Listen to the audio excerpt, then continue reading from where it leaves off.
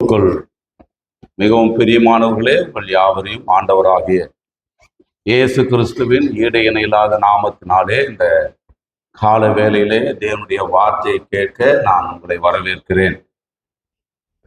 பல்வேறு இடங்களிலிருந்து நம்முடைய CDC voice of God YouTube channel மூலமாகவும் இந்த வார்த்தைகளை கேட்டு வருகிற அன்பு சகோதர சகோதரி, சிறியோர் பெரியோரையும் நான் வாழ்த்துகிறேன். நாம் தொடர்ச்சியாக ஆபிரகாமின் ஆசீர்வாதங்கள் என்கின்ற தலைப்பில் தேவனுடைய வார்த்தைகளை நாம் தியானித்துக் கொண்டு வருகிறோம். கர்த்தர் தம்முடைய வார்த்தைகளை கொண்டு நம்மோடு கூட பேசும்படியாய் கண்களை மூடி நாம் செபிக்கலாம். வானத்துக்கும் பூமிக்கும் சகல அதிகாரமும் சர்வ வல்லமை படைத்த எங்கள் அன்பின் நல்ல பரலோகத்தின் பரமபிதாவே, இந்த ஆசீர்வதிக்கப்பட்ட இந்த மனமகிழ்ச்சியின் இந்த ஆராதனையின் காலை வேளையில கர்த்தாவே, திறக்கப்பட்ட இருதயத்தோடும் கவனிக்கிற காதுகளோடும் கீழ்ப்படுகிற விருப்பத்தோடும் உடைய சமூகத்தில் நாங்கள் வந்திருக்கிறோம். உடைய வார்த்தைகளால் எங்களை ஆசீர்வதிப்பீராக. உடைய வார்த்தைகளால் எங்களை உணர்வடைய பண்ணுவீராக. உடைய வார்த்தைகளால் எங்களை கர்த்தர் நீர் உயிர்ப்பிப்பீராக. கர்த்தாவே ஸ்தோத்திரம். அனுப்பப்பட்டதும் ஆயத்தமாக்கப்பட்டதுமான வார்த்தைகளை எங்கள் இருதயங்களிலே பரிசுத்த ஆவியானவர் தெளிவுபடுத்தி வைப்பாராக நாங்கள் செபிக்கிறோம். நம்முடைய வார்த்தைகள் ஆண்டவரே ஸ்தோத்திரம் எங்கள் பாதைகளுக்கு தீபமாய், எங்கள் கால்களுக்கு வெளிச்சமாய் இருக்கட்டும். உம்முடைய வார்த்தைகளால் எங்கள் வாழ்க்கை ஆண்டவரே நல்ல நன்மைகளால் நிரப்பப்படட்டும் என்று நாங்கள் செபிக்கிறோம். கர்த்தருடைய வார்த்தைக்கு நேராக லீதியாருடைய இருதயங்கள் திறக்கப்பட்டதை போல இன்றைக்கு ஒவ்வொருடைய இருதயங்கள் திறக்கப்படட்டும் என்று நான் செபிக்கிறேன். ஆசீர்வதியும் உம்முடைய பரிசுத்த ஆவியானவர் முற்றிலுமாய் ஆளுகை செய்வாராக. கிறிஸ்து இயேசு மூலமாய் தாழ்த்தி அடியனை மறைத்து ஒப்பு கொடுத்து செபித்தேன். ஜெபங்களை கேட்டு உள்ள நல்ல பிதாவே, அல்லேலூயா. பிரியமான தேவனுடைய பிள்ளைகளே, ஆதியாகமம் 12ஆம் அதிகாரம் 3ஆம் வசனத்தை நான் உங்களுக்காக வாசிக்கிறேன். ஆதியாகமம் 12ஆம் அதிகாரம் 3ஆம் வசனம். நாம் தொடர்ச்சியாக ஆபிரகாமின் ஆசீர்வாதங்களை தியானித்துக் கொண்டு வருகிறோம். கர்த்தர் ஆபிரகாமுக்கு சொன்ன வார்த்தைகளை எல்லாம் நாம் விசுவாச சந்ததிகளாகிய நமக்கும் அது பொருந்தும் என்பதை கலாத்தியர் 3ஆம் அதிகாரத்திலிருந்து நாம் அறிந்து தியானித்து கொண்டு வருகிறோம். வார்த்தையெல்லாம் யாருக்கோ எழுதப்படவில்லை. ஆண்டவருடைய கிருபையினாலே வார்த்தைகள் எல்லாம் தேவ ஜனங்களுக்கு, தேவ பிள்ளைகளுக்கு எழுதப்பட்டிருக்கிறது. அப்படியானால் ஆதியாகமம் 12:3 சொல்றாரு, உன்னை ஆசீர்வதிக்கிறவர்களை நான் ஆசீர்வதிப்பேன். உன்னை ஆசீர்வதிக்கிறவர்களை ஆசீர்வதிப்பேன். பக்கத்தில் இருக்கிறவங்க கையை பிடிச்சு, உங்களை ஆசீர்வதிக்கிறவர்களை கர்த்தர் ஆசீர்வதிப்பார். நீங்களே சொல்லிக்கத்தான், நீங்க யாருமே இல்லைன்னா பரவாயில்ல, இவ்வளவு ஜனம் இருக்கிறீங்க, பக்கத்தில் இருக்கிறவங்க கையை பிடிச்சு சொல்லுங்க, உங்களை ஆசீர்வதிக்கிறவர்களை கர்த்தர் ஆசீர்வதிப்பார். பக்கத்தில் இருக்கிற அந்த அண்ணனை கையை பிடிச்சு சொல்லுப்பா. அந்த அண்ணனை கையை பிடிப்பாக்கலாம். உன்னதான் சைமன், எப்படியும் கையை பிடிங்க, கண்ணை பார்த்து சொல்லுங்க, உன்னை ஆசீர்வதிக்கிறவர்களை கர்த்தர் ஆசீர்வதிப்பார். பிரியமானவர்களே, ஆண்டவருடைய இருதயம் ஆசீர்வதிக்கிற இருதயம். ஆண்டவருடைய ஆசை தேவன் தம்முடைய பிள்ளைகளை இப்பொழுதும் எப்பொழுதும் என்றென்றும் ஆசீர்வதிக்க விரும்புகிறவர். அப்படியானால் ஆண்டவருடைய வார்த்தை சொல்லுகிறது, உன்னை ஆசீர்வதிக்கிறவர்களை நான் ஆசீர்வதிப்பேன். இந்த வாக்குத்தத்தங்கள் எல்லாம் ஆபிரகாமுக்கு ஏன் கொடுக்கப்பட்டது, அல்லது இந்த வாக்குத்தத்தங்களால் ஆண்டவர் தன்னை எப்படியாக ஆபிரகாமுக்கு தன்னை காண்பிக்க விரும்பினார் என்பதையெல்லாம் பிற்காலங்களிலே நாம் தியானிக்க போகிறோம். பின்னாடி நாம் தியானிக்க போகிறோம். ஆங்கிலத்தில் இந்த வார்த்தை, I will bless those who bless you. உன்னை யார் ஆசீர்வதிக்கிறாங்களோ அவங்களை எல்லாரையும் நான் ஆசீர்வதிக்க போறேன். யாரெல்லாம் உன்னை ஆசீர்வதிக்கிறவர்களை நான் ஆசீர்வதிப்பேன் இல்லையா? யாரெல்லாம் உன்னை ஆசீர்வதிக்க போறாங்களோ அவங்களை எல்லாம் நான் ஆசீர்வதிக்க போகிறேன் என்று ஆண்டவர் ஒரு ஆசீர்வாதத்தின் மையமாக இப்ப யாரை வச்சிருக்கிறாரு? ஒருத்தர் ஆசீர்வதிக்கப்படுறோம்னா, தேவன் ஒருத்தரை ஆசீர்வதிக்கணும்னா அவர்கள் யாரை ஆசீர்வதிக்கணும்? தேவ ஜனங்களை ஆசீர்வதிக்கணும். இந்த உலகத்துல இந்த உலக மனிதர்களுக்கு தேவன் ஒரு ஆசீர்வாதத்தை கொடுக்கணும்னு சொன்னா அவர்கள் தேவ ஜனத்தை ஆசீர்வதிக்கிறவர்களாய் இருக்கணும். ஆண்டவர் ஆசீர்வாதத்தினுடைய மையமாக அவர் இருக்கிறார். அதே நேரத்துல இப்பொழுது இந்த உலகத்துக்கு ஆசீர்வாதத்தின் மையமாக யாரை வைக்கிறார்?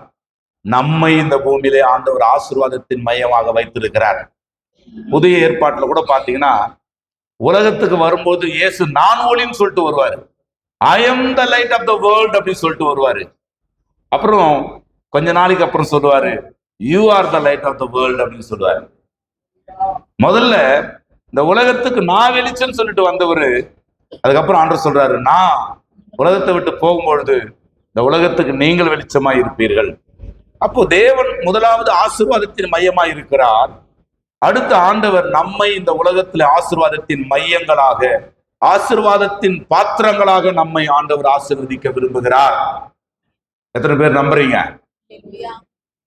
ஆண்டவர் இதே வார்த்தையை ஈசாக்கு யாக்கோபுக்கு சொல்லுகிறதையும் ஆதியாகமம் 27ஆம் அதிகாரத்துல 29ஆம் வசனத்துல நாம் பார்க்கிறோம். ஆதியாகமம் 27வது அதிகாரம் 29வது வசனத்துல பார்த்தோம்னா, ஜனங்கள் உன்னை, நான் வாசிக்காத போது நீங்க வாசிக்க, நான் வாசிக்கும் போது நீங்க வாசிக்க வேண்டாம். ஜனங்கள் உன்னை சேவிக்கவும் ஜாதிகள் உன்னை வணங்கவும் கடவர்கள். உன் சகோதரருக்கு எஜமானா இருப்பாய். உன் தாயின் பிள்ளைகள் உன்னை வணங்குவார்கள். உன்னை சபிக்கிறவர்கள் சபிக்கப்பட்டவர்களும் உன்னை ஆசீர்வதிக்கிறவர்கள் ஆசீர்வதிக்கப்பட்டவர்களுமாய் இருப்பார்கள் என்று சொல்லி அவனை ஆசீர்வதித்தான். முதலாவது இந்த ஆசீர்வாதத்தை ஆபிரகாமுக்கு கர்த்தர் கொடுத்தார். இப்ப இந்த ஆசீர்வாதத்தை யார் யார் கொடுத்திருப்பாங்க? இத சொல்றது யாரு? ஈசாக்கு யாக்கோபுக்கு சொல்றாரு. அப்படியானால் ஈசாக்குக்கு இந்த வாக்கு தத்தத்தை யார் கொடுத்திருக்க வாய்ப்புண்டு? கர்த்தர் கொடுத்திருப்பாரா? ஆபிரகாம் கொடுத்திருப்பாரா? பிதாக்களின் சுதந்திரம் பிள்ளைகளுக்குரியது என்றால், ஆபிரகாமின் பிதா தேவன் என்றால், அந்த தேவனுடைய சுதந்திரம் ஆபிரகாமுக்கு சொந்தமாகும் என்றால், ஆபிரகாமின் சுதந்திரம் ஈசாக்கு சொந்தமாகிறது. ஈசாக்கின் சுதந்திரம் யாக்கோபுக்கு சொந்தமாகிறது. ஆபிரகாம் ஈசாக்கு யாக்கோபுக்கு மாத்திரமல்ல, அவர் எனக்கும் உங்களுக்கும் தேவனா இருக்கிறபடியால் இதே வாக்கு தத்தம் எனக்கும் உங்களுக்கும் சுதந்திரமா இருக்கிறது. எப்பொழுதெல்லாம் நீங்க இன்னொரு வசனங்களை கூட வாசித்துட்டு இதுக்கு ஒரு விளக்கம் கொடுத்துட்டு நாம காரியங்களுக்கு போகலாம். இதே வாக்கு, இதே வார்த்தைகளை நியாயப்பிரமாணத்திலும் மோசே தேவ ஜனங்களுக்கு, இஸ்ரவேல் மக்களுக்கு கொடுத்திருக்கிறார். என்னாகம புஸ்தகம் 24ஆம் அதிகாரம் 8ஆம் 9ஆம் வசனங்களை நாம பார்த்தோம்னு சொன்னா, என்னாகமம் 24ஆம் அதிகாரம் 8ஆம் 9ஆம் வசனங்களை நாம பார்த்தோம்னு சொன்னா, தேவன் அவர்களை எகிப்திலிருந்து புறப்பட பண்ணினார். காண்டா மிருகத்து கொத்த பெலன் அவர்களுக்கு உண்டு. அவர்கள் தங்கள் சத்துருக்களாகிய ஜாதிகளை பட்சித்து அவர்கள் எலும்புகளை நொறுக்கி அவர்களை தங்கள் அம்புகளாலே எய்வார்கள். சிங்கம் போலவும் துஷ்ட சிங்கம் போலவும் மடங்கி படுத்துக் கொண்டிருக்கிறார்கள். அவர்களை எழுப்புகிறவன் யார்? உங்களை ஆசீர்வதிக்கிறவன் ஆசீர்வதிக்கப்பட்டவன், உங்களை சபிக்கிறவன் சபிக்கப்பட்டவன் என்றான். அன்புக்குரிய தேவ பிள்ளைகளே, நல்ல கவனிங்க, நல்ல கவனிங்க. கர்த்தருக்கு ஸ்தோத்திரம். அநேக காரியங்களை கர்த்தர் தம்முடைய ஜனங்களுக்கு கொடுத்திருக்கிறார். அதுல வாக்காய் கொடுத்திருக்கிறார். அதுல ஒரு பெரிய வாக்கு தத்தம் என்னன்னா, உன்னை ஆசீர்வதிக்கிறவர்களை நான் ஆசீர்வதிப்பேன். அடுத்த பாட்டுக்கு நம்ம போக வேணாம், ஏன்னா அது சபிக்கிறவர்களை சபிப்பேன் அப்படின்றது இல்லையா? அது தேவ ஜனத்துக்கு தேவையில்லாதது. தேவ ஜனங்களா இருக்கிற ஒருவர் தேவ ஜனங்களை சபிக்க முடியுமா? தெரியல. நாட்கள்ல தேவ ஜனங்களா இருக்கிற ஒருத்தவங்க தேவ ஜனங்களை சபிக்கிறாங்களான்னு தெரியல. அப்படி சபிச்சா அவர் என்ன பண்ணுவாருன்னு தெரியல இல்லையா? அப்படிப்பட்ட சாபங்கள் பலிக்கவே பலிக்காது. உங்களுக்கு ஒண்ணு தெரியுமா? தேவ பிள்ளைகள் ஒருத்தரை ஆசீர்வதிக்க தான் முடியும், ஒருத்தரை சபிக்கவே முடியாது. எத்தனை பேர் ஒத்துக்கிறீங்க? தேவனுடைய பிள்ளைகளை ஒருவன் சபித்து அவன் சாபமா போலாமே தவிர, தேவ பிள்ளைகள் சபித்து ஒருவன் சாபகமா போக வாய்ப்பே கிடையாது. அதனால என்கிட்ட மோதாத, என் கூட யார் இருக்கிறாங்க தெரியுமா, என் தேவன் யார் தெரியுமாலாம் நீங்க சவால் விட்டீங்கன்னா அதெல்லாம் அவ்வளவு ஆரோக்கியமான வார்த்தைகள் அல்ல. அவன் நம்ம யாரும் தெரியாம அவன் நம்மளை சபிச்சானா அவரு வருவாரு, வக்காலத்து வாங்குறதுக்கு அவரு வருவாரு. நாம ஒருத்தரை சபிச்செல்லாம் ஆண்டவரிடத்துல இருந்து அவங்கள சபிச்சிட முடியாது இல்லையா? சரி, கர்த்தர் நல்லவர். அன்புக்குரியவர்களே, ஆபிரகாமுக்கு கொடுக்கப்பட்டிருக்கிற இந்த வார்த்தைகளை பாருங்க. அதே வார்த்தையை யாக்கோபுக்கு எப்பொழுது ஈசாக்கு கொடுக்கிறார்னா, கூட இருக்கும்போது கொடுக்கல, ஒரு பயணத்தை அவன் செய்ய வேண்டிய சூழ்நிலை வந்த பொழுது கொடுக்கிறார். தன்னுடைய பிள்ளைகளாகிய ஏசா யாக்கோபு, ஈசாக்கின் பிள்ளைகளாகிய ஏசா யாக்கோபு சில காரியங்களால், சில தீர்க்க தரிசன முன் அறிவினால், ரெபேக்கால் இந்த மகன் கிறிஸ்து வெளிவருவதற்கு இவன் தகுதியான பாத்திரமாக இல்லை, ஆகவே தேவனுடைய மேசியா, ஜனங்களை ரட்சிக்கும் மேசியா இந்த சந்ததியில வர வேண்டும் என்றால் எந்த சந்ததியில வரணும்? யாக்கோபின் சந்ததியில் தான் வரணும் என்பதை முன்னறிந்தவளாக ஈசாக்கின் ஆசீர்வாதங்கள், சேஷ்டபுத்திர பாகத்தின் ஆசீர்வாதங்கள் தன்னுடைய இளைய குமாரன் அல்லது தன்னுடைய பாத்திரமான குமாரனாகிய யாக்கோபுக்கு வர வேண்டும் என்று சொல்லி அவள் ஒரு அழகான ஒரு தந்திரமான காரியங்களை செய்து, சில காரியங்கள் தந்திரம் என்று சொல்லக்கூடாது, ஞானம் என்று சொல்லணும். எத்தனை பேர் ஒத்துக்கிறீங்க? அது நமக்கு தந்திரம் போல தெரியும். பாஸ்டருக்கிறாரு, நம்ம பாஸ்டர், அவரை மாதிரி ஒரு தந்திரவாதியை பார்க்க முடியாது அப்படின்னு சிலர் சொல்லுவாங்க, நான் கேள்விப்பட்டிருக்கிறேன். அது பேரு தந்திரம் இல்ல, அதுக்கு பேரு ஞானம். கர்த்தருக்கு ஞானம் எல்லாருக்கும் வேணும். கர்த்தருக்கு சர்பத்தை போல வினா உள்ளவர்களும் புறாவை போல கபரற்றவர்களும். புரிஞ்சவங்க மட்டும். எதுவுமே எங்களுக்கு எதுவுமே புரியாது. பின்ன பண்றீங்களா? சர்பத்தை போல என்ன பண்ணணும்? புறாவை போல கபடம் இல்லாமலே இருக்க தெரியணும். சர்பத்தை போல வினா உள்ளவர்களாய் இருக்க தெரியணும்.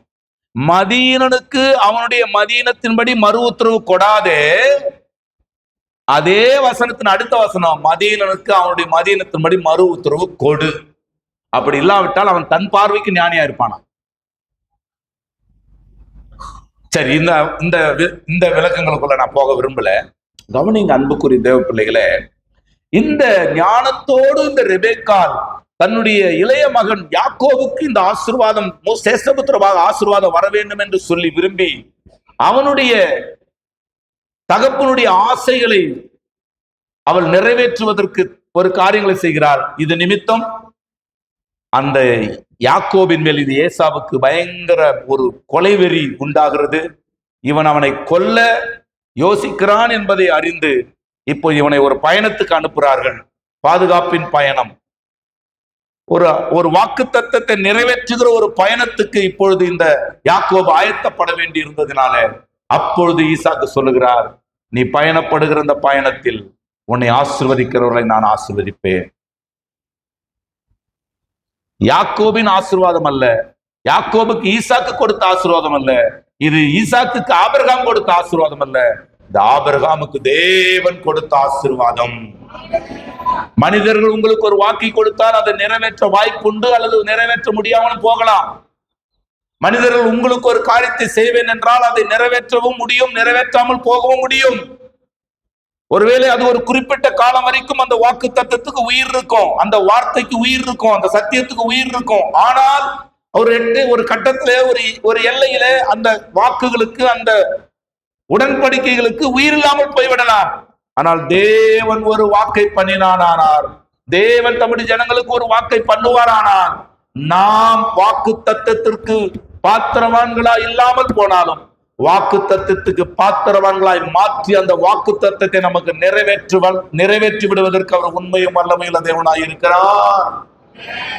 ஒத்துக்கொள்றவங்க சத்தம் உயர்த்தி. அப்படியானால் எப்பொழுதெல்லாம் இந்த ஆவிக்குரிய பிரயாணத்தில், எப்பொழுதெல்லாம் ஒரு உலக பிரகாரமான ஒரு வனாந்தர பயணத்தை ஆண்டவருடைய பிள்ளைகள் மேற்கொள்ள வேண்டி வந்ததோ, அது ஆபிரகாமுக்கானாலும், ஆபிரகாம் இப்ப எங்க போக வேண்டி இருக்குது? ஆபிரகாம் தான் அழைக்கப்பட்ட கானான் தேசத்திற்கு தான் விட்ட இடத்திலிருந்து ஏறக்குறைய 900 மைல் என்று கருதுகிறார்கள். 900 மைல் பயணம் பண்ண வேண்டியிருக்குது. அது ஒரு பயணத்தின் பொழுது கொடுக்கப்பட்ட வாக்கு தத்தம். உன்னை ஆசீர்வதிக்கிறவளை நான் ஆசீர்வதிப்பேன். அதே போல யாக்கோபு இப்போ ஒரு பயணத்தில் இப்பொழுது இருக்கிறார். தன்னுடைய வீட்டிலிருந்து பெத்லெகேமில் இருந்து எங்க போக வேண்டியிருக்குது?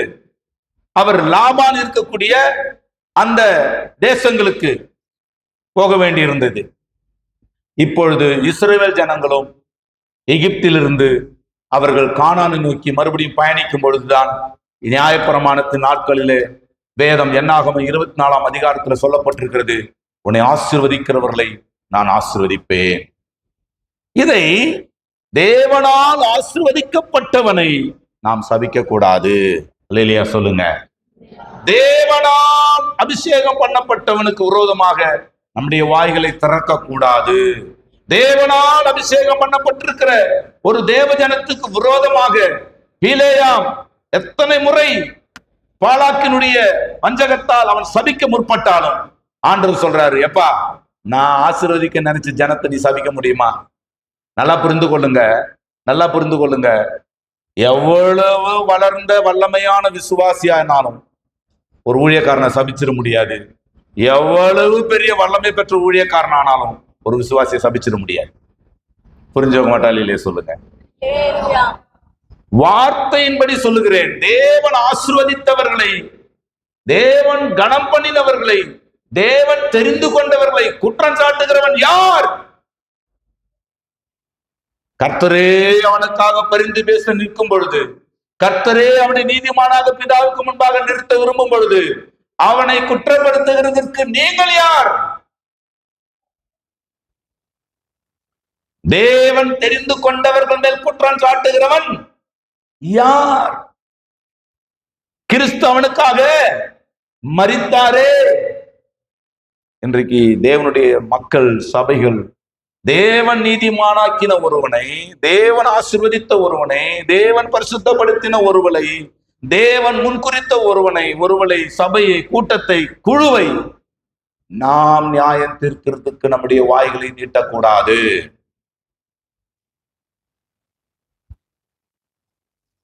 ஆண்டவரால் கனப்படுத்தப்பட்ட ஒருவரை நாம் கனவீனப்படுத்தி விடக்கூடாது. கர்த்தரால் இவர்கள் முன்னறியப்பட்டிருக்கிறார்கள். பாருங்க, இன்னும் சொல்லணும்டானா, ஒரு இறையியல் ஆய்வின்படி சவுல் தன்னை விட்டு பரிசுத்த ஆவியானவர் போயிட்டார்ன்றதை அவன் என்ன பண்ணவே இல்லை, அறியவே இல்லை. சவுலை விட்டு பரிசுத்த ஆவி போயிட்டாரு. ஆனா சவுல் கொல்லப்படுவதற்கான ஒரு வாய்ப்பு தாவீதுக்கு கிடைக்குது. தாவீது சொல்றான், கர்த்தர் அபிஷேகம் பண்ணுவித்தோர் மேல என் கையை போட மாட்டேன். அன்புக்குரியவர்களே, உங்கள் பக்கத்துல நீங்கள் இருக்கிற வேலை ஸ்தலங்களில, உங்களுடைய அயலகத்தார், உங்களுடைய சுற்றி இருக்கிற மக்கள் யாரேனும் உங்களுக்கு விரோதமாய் உங்களை கனவீனப்படுத்தவோ, உங்களை சபிக்கவோ, உங்களை நியாயத்திற்கவோ விரும்பினால் நீங்கள் ஒன்றை மறக்காதிருங்கள். உங்களுக்காக வக்காலத்து வாங்குகிற, வழக்காடுகிற, உங்கள் சார்பாய் செயலாற்றுகிற, உங்கள் குற்றங்களை தம்முடைய கிருபையினால் காரணத்தினால் மன்னித்து உங்களை பிதாவாகிய தேவனுக்கு முன்பாக நீதிமான்களாய் நிறுத்துகிற ஒரு நல்ல வல்லமையுள்ள ஆண்டவரை நீங்கள் நானும் ஆராதித்துக் கொண்டிருக்கிறோம்.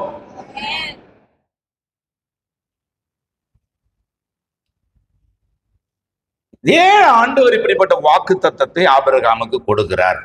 நாம இதை தியானிக்கணும். ஏன் ஆண்டவர் இப்படிப்பட்ட வாக்கு தத்தங்களை ஆபிரகாமுக்கு கொடுக்கிறார்? நான் உன்னை ஆசீர்வதிப்பேன்னு சொல்லி இருக்கலாம் இல்லையா? நான் உன்னை ஆசீர்வதிப்பேன், நீ ஆசீர்வாதமா இருப்ப, உன்னை பெருமைப்படுத்துவேன், வானத்தின் நட்சத்திரங்களை போல உன் சந்ததிகளை பெருக பண்ணுவேன், பூமியின் கடற்கரை போல உன்னுடைய சந்ததிகள் எண்ணி முடியாததா இருக்கும். இந்த வாக்கு தத்தங்கள் போதுமானதா இல்லையா? அப்படின்னா இந்த வாக்கு தத்தம் பாதுகாப்பின் வாக்கு தத்தம், பாதுகாக்கப்படுவதற்கான வாக்கு தத்தம், நாம் பராமரிக்கப்படுவதிலே மாத்திரமல்ல. நல்லா கவனித்துக் கொள்ளுங்க. ஆண்டவர் நமக்கு உண்ண உணவு, உடுக்க உடை, இருக்க இடம், நம்ம வாழ்வதற்கான வசதிகள், வாய்ப்புகளை கொடுக்கிறவர் மாத்திரமல்ல, நம்முடைய பாதுகாப்பை உறுதிப்படுத்துகிற நல்ல தெய்வம். நாம் இந்த உலகத்திலே பாதுகாப்பாக, சுகமாக மாத்திரமல்ல, பாதுகாப்பாக வாழ வேண்டும் என்று விரும்புகிற நல்ல தேவன். இந்த உன்னை ஆசீர்வதிக்கிறவர்களை நான் ஆசீர்வதிப்பேன், உன்னை சபிக்கிறவர்களை நான் சபிப்பேன், உன் சத்துருக்களுக்கு நான் சத்துருவாயும் உன்னை சிநேகிக்கிறவர்களுக்கு நான் சிநேகிதனாயும் இருப்பேன் என்று சொல்லுவது தேவ ஜனங்களுக்கான பாதுகாப்பின் வாக்குத்தத்தம். கர்த்தர் நம்மை பாதுகாப்பதிலே, கர்த்தர் நம்முடைய குடும்பங்களை பாதுகாப்பதிலே, கர்த்தர் நம்முடைய எல்லைகளை பாதுகாப்பதிலே, கர்த்தர் நம்முடைய எதிர்காலங்களை பாதுகாப்பதிலே, கர்த்தர் நமக்கு உரியவைகளை பாதுகாப்பதிலே அதிக அக்கறை உள்ளவராய் இருக்கிறார். நீங்க மறக்கவே மறக்காதீங்க. உங்களுடைய எந்த சூழ்நிலைகளிலும், உங்களுடைய எந்த எல்லைகளிலும் ஒருவேளை உங்களுக்கு அரணாக துணையாக நிற்கிறேன் என்று சொன்னவர்கள் மலைகள் விலகினாலும், பர்வதங்கள் நிலை பெயர்ந்தாலும், என் கிருபை உன்னை விட்டு விலகாது, என் சமாதானத்தின் உடன்படிக்கை உன்னை விட்டு நிலை பெயராது என்று வல்லமையில கர்த்தர் சொல்றது முடியல, மனதுருகுகிற கர்த்தர் சொல்றாராம். ஏன்னு சொன்னா, மலைகள் விலகத்தக்கதான காரியங்கள் அங்கே இருந்தாலும், பர்வதங்கள் நிலை பெயரத்தக்க காரியங்கள் இருந்தாலும், உண்மையில அவர் மனதுருகுவதினால் மலைகள் விலகி போகக்கூடிய காரியங்கள் உன் வாழ்க்கையில் இருக்கிறது, பர்வதங்கள் நிலை பெயரக்கூடிய காரியங்கள் உன் வாழ்க்கையில் இருக்கிறது. ஆனா உன் மேல மனது அவர் உருகுகிறதுனால, அந்த மலைகள் விலகினாலும் பர்வதங்கள் நிலை பெயர்ந்தாலும் அவருடைய மாறாத கிருபை, மலைகளை பார்க்கலும் பெரிய பாதுகாப்பை உனக்கு கொடுக்கக்கூடிய கிருபை, பர்வதங்களை பார்க்கலும் பெரிய நன்மைகளை உனக்கு கொடுக்கக்கூடிய கிருபையின் தேவன் மாறாதவராயிருக்கிறார். நம்புறவங்க சொல்ற ஆமேன் கிடையாது. இது நம்புறவங்க சொல்ற ஆமேன் சொல்லுங்க பார்க்கலாம். அப்பப்போ ஆண்டவரை விட்டு இந்த மாதிரிலாம் யோசிச்சு சொல்லக்கூடாது. தானாவே வந்துடணும். தானா வர்றதுக்கு பேர் பக்தி, நானா கேட்டு வாங்குறதுக்கு பேர் பிச்சை.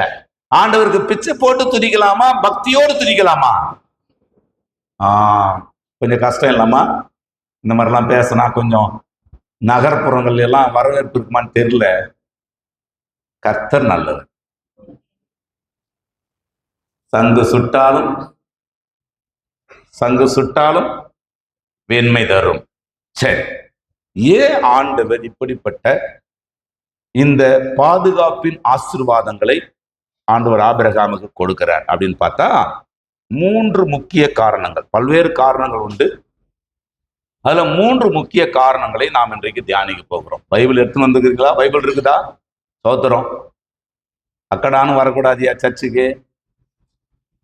பாருங்க, ஆண்ட்ராய்டு போனு நமக்கு தெரிதோ இல்லையோ வாங்கி நம்ம கம்பீரமா யூஸ் பண்றோம். எல்லாரும் பைபிள் எடுத்துட்டு வரணும். சரிங்களா? எஸ், நல்லவர். சரி, சும்மாவாவது அப்படி புரட்டுங்க. முதல் காரணம், ஆதியாகமம் 12ஆம் அதிகாரம் 9, 10 வசனங்களை நான் உங்களுக்காக வாசிக்கிறேன். ஆதியாகமம் 12ஆம் அதிகாரம் 9, 10 வசனங்கள். அதன் பின் ஆபிரகாம் புறப்பட்டு தெற்கே பிரயாணம் பண்ணி கொண்டு போனான். அத்தேசத்திலே பஞ்சம் உண்டாயிற்று. தேசத்திலே பஞ்சம் கொடிதாயிருந்தபடியால் ஆபிரகாம் எகிப்து தேசத்திலே தங்கும்படி அவ்விடத்துக்கு போனான். ஆபிரகாம் பயணப்பட வேண்டி இருந்தது. ஆபிரகாம் ஆபத்தான சில நாடுகளை கடக்க வேண்டியிருந்தது. ஆபிரகாம் சில ஆபத்தான மனிதர்களை கடக்க வேண்டியிருந்தது. ஆபிரகாம் சில தேவையற்ற பேலியாளின் மக்களை கடக்க வேண்டியிருந்தது. எதற்காக அவர்கள் எதிர்க்கிறார்கள் என்றே தெரியாதவர்களை அவன் கடக்க வேண்டியிருந்தது. என்ன அவங்க சொல்றாங்கன்னு அவங்களுக்கு புரியல, என்ன நாம சொல்ல வரன்றதே அவங்களுக்கு புரிய மாட்டேங்குது. அப்படியானால் அவன் என்ன நம்புறானோ அவனுக்கு தெரியல, நாம சொல்ற நம்பிக்கையை புரிந்து கொள்ற அளவுக்கு அவனுக்கு அறிவு இல்லை.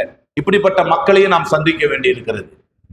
ஆக கரடு முரடான கொடூரத்தன்மைகளை உடைய, எந்த விதமான ஒரு சித்தாந்தவாதிகள் இல்லாத, முரட்டாட்டம் உள்ள, தெய்வ பயமற்ற, ஒழுங்கற்ற மக்களை இந்த ஆபிரகாம் சந்திக்க வேண்டியிருந்தது அல்லது கடக்க வேண்டியிருந்தது.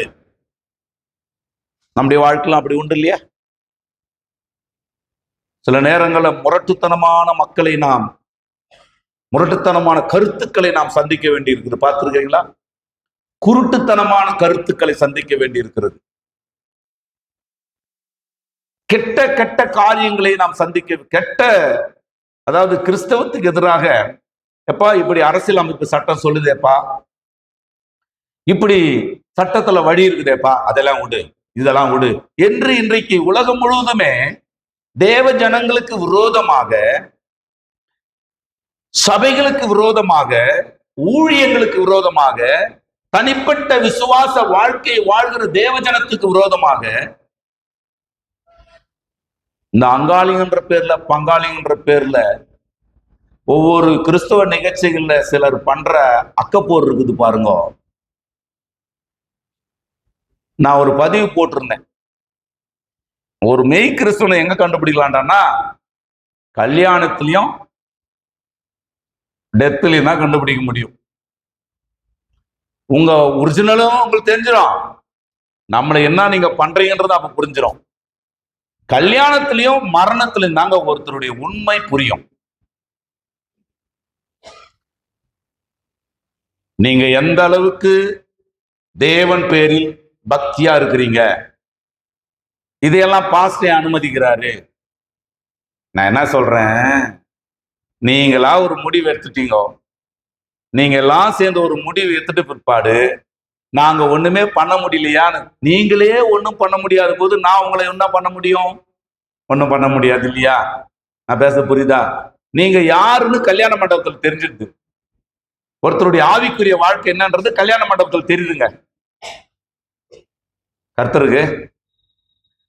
அதுதான் சில சபையெல்லாம் என்ன பண்றாங்க, சர்ச்சில் கல்யாணத்தை முடிச்சுட்டு அதோடு எப்பா மனதார வாழ்த்துற, நீ கல்யாண மண்டபத்துல போய் நீ கோடா கோடியா பெருகிக்கோ, இல்லைன்னா என்னன்னா பண்ணிக்கணும்னு சொல்லி அனுப்பிச்சு விட்டுறாங்க போல தெரியுது.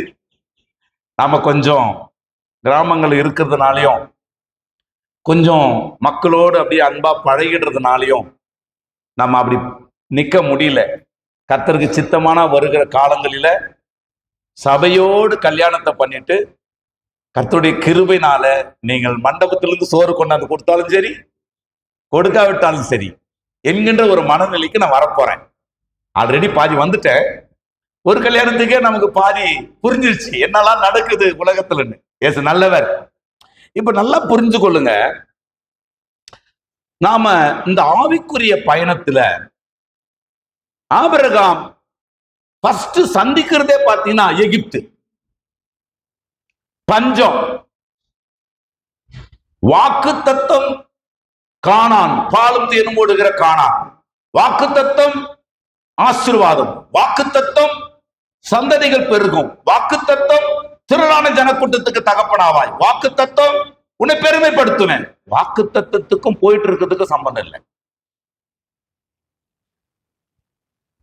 ஆனா ஒரு வாக்குத்தத்தம் ரொம்ப அவசியமா இருந்தது, நீ எங்க போனாலும் உனக்கு ஆதரவா இருக்கிறவர்களுக்கு நான் ஆதரவா இருப்பேன், உனக்கு தண்ணி கொடுக்கிறவங்களுக்கு நான் தண்ணி கொடுப்பேன், உனக்கு தண்ணி காட்டுறவனுக்கு நான் தண்ணி காட்டுவேன். எத்தனை பேருக்கு புரியுதுன்னு தெரியல. உனக்கு நிழலா இருக்கிறவர்களுக்கு நான் நிழலா இருப்பேன். இதைத்தான் ஆண்டவர் ஆபிரகாமுடைய வாழ்க்கை முழுவதையும் நீங்க பார்த்தீங்கன்னு சொன்னா, அவர் பயணப்படுகிற அநேக காரியங்களில அவரை தடை செய்கிற மக்கள் இருந்தார்கள். திடீர்னு பார்த்தா அவன் மனைவி அழகா இருக்கிறான்னு சொல்லிட்டு பார்வோன் என்று சொல்லப்படுகிறான் எகிப்தின் மகாராஜா அவன் மனைவியை கொண்டு போய் அவன் தன்னுடைய மனைவியாக்கி கொள்ள முற்படுகிறான். அப்படிப்பட்ட ஒரு சில எதிர்ப்புகள், பஞ்சம் ஒரு எதிர்ப்பு, மக்கள் வாழ்க்கை ஒரு எதிர்ப்பு. நம்முடைய ஆவிக்குரிய வாழ்க்கையில பலவிதமான எதிர்ப்புகளை, சோர்வுகளை, பலவீனங்களை, பலவிதமான மனித தந்திரங்களை, பலவிதமான மனிதர்களுடைய துரோகங்களை நாம் பார்ப்பதற்கு வாய்ப்புகள் அதிகம். ஆண்டவர் சொல்றாரு, இப்படி தடைகள் உலகத்தால், ஒருவேளை சுற்றுச்சூழ்நிலைகளால், அல்லது அரசியலால், அல்லது மக்களுடைய தந்திரமான மனிதர்களால், தங்கள் கருத்துக்களை மாத்திரமே மக்கள் ஏற்றுக்கொள்ள வேண்டும் என்று நினைக்கிற சமய சந்தர்ப்பவாதிகளுடைய கருத்துக்களால், எண்ணங்களால் நீங்கள் தாக்கப்படலாம், நீங்கள் சாபத்துக்குள்ளாகலாம். இன்றைக்கு ஒரு சில சட்டங்கள் எல்லாம் கிறிஸ்தவர்களுக்கும் சிறுபான்மை மக்களுக்கும் எதிராக சில காரியங்கள் எல்லாம் யோசிக்கப்படுகிறது, தீட்டப்படுகிறது. ஜாதிகள் கொந்தளித்து ஜனங்கள் விரோத காரியங்களை சிந்தித்துக் கொண்டிருக்கிறார்கள். கிறிஸ்தவர்களுக்கு எந்த உரிமை இல்லை, அந்த உரிமை இல்லை, இவ்வளவுதான் அவங்களுக்கு வாய்ப்பு கொடுக்கணும், இவ்வளவுதான் அவங்களுக்கு இடத்தை ஒதுக்கணும், கவர்மெண்ட்ல அவங்களுக்கு இடம் இல்லை. இன்னும் கொஞ்சம் காலங்கள் போனா எது எதுக்குன்னா சொல்ல முடியாது. ஆனா சொல்றாரு, ஆண்டவர் சொல்றாரு, உலகம் உன்னை நசுக்க முற்படும் பொழுது, உலகம் உன்னை அவமானப்படுத்த முற்படும் பொழுது, உலகம் உன்னை மறக்க முற்படும் பொழுது, உலகம் உன்னை எதிர்க்க முற்படும் பொழுது, உலகம் உன்னை சபிக்க வேண்டும் என்று நினைக்கும் பொழுது, நான் அந்த உலகத்துக்கு என்னவா இருக்கும் தெரியுமா? உலகம் உனக்கு என்ன செய்ய விரும்புதோ அதை பல மடங்கு நான் திருப்பி உலகத்துக்கு செய்கிறவராய் இருக்கிறேன். நீங்க மறக்கவே கூடாது. புரியுதா?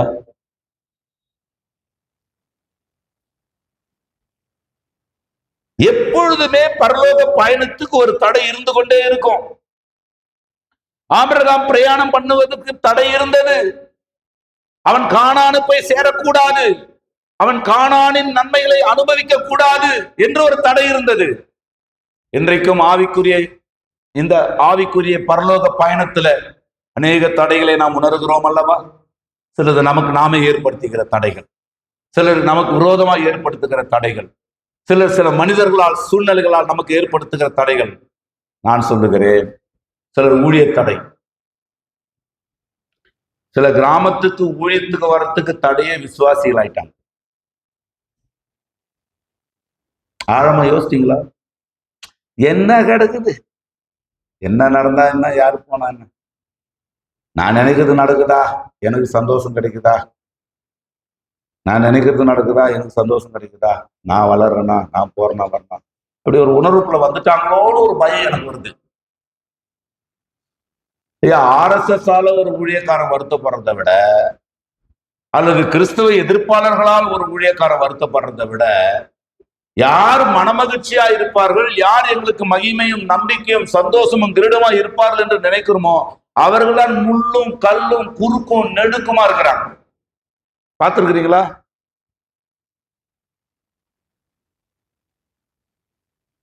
ஒருவர் ரட்சிக்கப்படுவதற்கு தடையாக என்னுடைய உயிர் இருக்குமானால் அந்த உயிர் அன்னைக்கு போட்டோன்னு சொல்றேன்.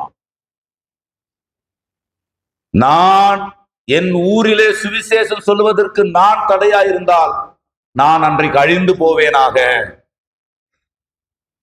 என் ஊர்ல, என் கிராமத்துல, என் குடும்பம் என்னுடைய ஊருக்கு சுவிசேஷம் வர தடையா இருக்குமானால் அன்றைக்கு என்னுடைய குடும்பம் நாசமாய் போவதாக. ஒருவர் ரட்சிக்கப்படுவதற்கு தடையாக, ஒரு மக்கள் கூட்டம் ஆண்டவரை அறிவதற்கு தடையாக நீங்கள் யாராவது யோசித்தீங்கன்னா கூட ஆண்டவரால் அதை ஏற்றுக்கொள்ளவே முடியாத. முதல் மனசு வச்சு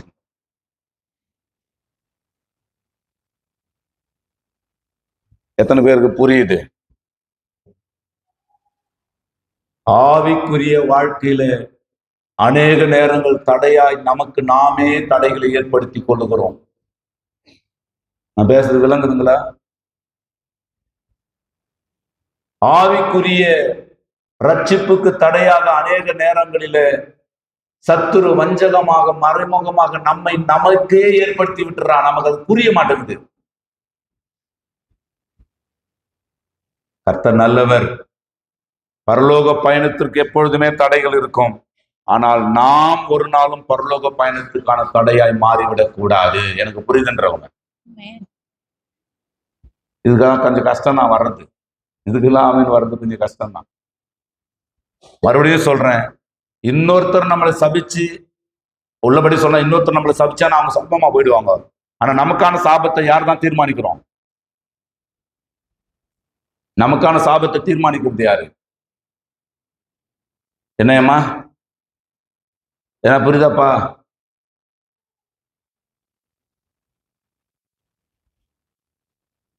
இயேசு வேலை யாருடையது? சுவிசேஷ வேலை யாருடையது? இயேசு கிறிஸ்துவனுடையது இல்லையா? பரலோகத்தும் வானத்திலும் பூமியில் எனக்கு சகல அதிகாரம் கொடுக்கப்பட்டிருக்குது, நீங்க உலகம் எங்க போங்கனாரா? அப்ப வேலை யாருடையது? ஒரு சிலர் சர்ச்சைக்கு போட்டு சபைக்கு வராங்கய்யா, யாரு கூடயுமே பேச மாட்டேன்றாங்கய்யா. நான் கேட்கறேன், என்னத்துக்கு நீ சர்ச்சைக்கு போறேன்னு கேட்கறேன்.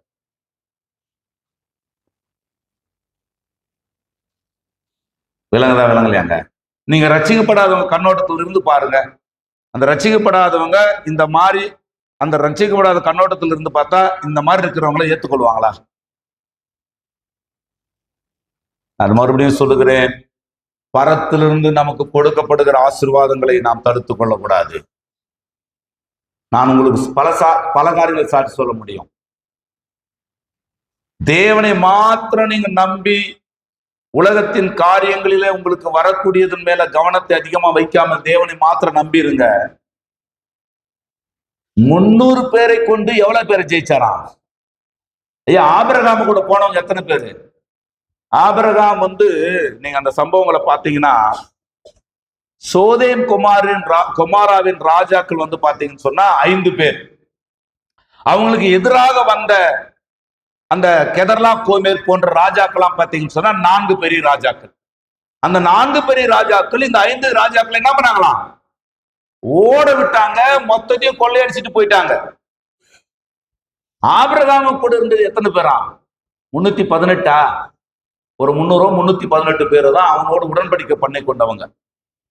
4 ராஜாக்கள் எவ்வளவு பேரை கொண்டு வந்திருப்பான்?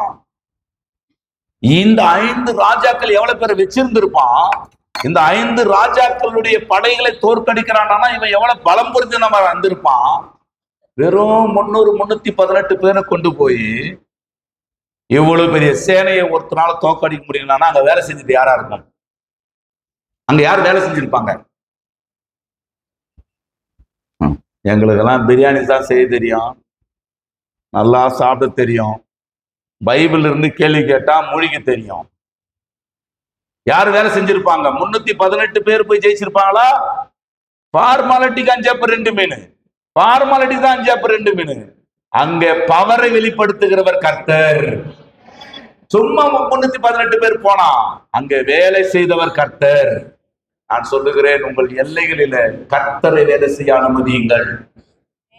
மனித கதவுகளை நீங்கள் தேவனுடைய ராஜ்யத்திற்காக மூடிவிடாதிருங்கள்.